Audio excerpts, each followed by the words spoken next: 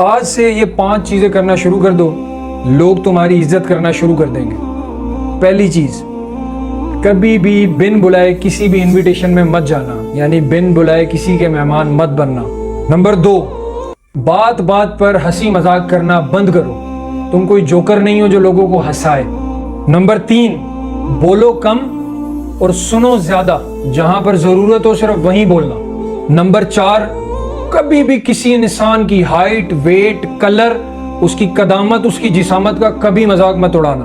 अगर ऐसा कर चुके हो तो जरूर उससे माफी मांग लो। नंबर 5, जब भी किसी से बात करो तो आई कांटेक्ट बना के रखो, उसे पता चले वो किसी मर्द से बात कर रहा है। उसे घूरना नहीं है, बस शुरू के 3 से 5 सेकंड में अपना आई कांटेक्ट उसकी आई से मेंटेन रखो।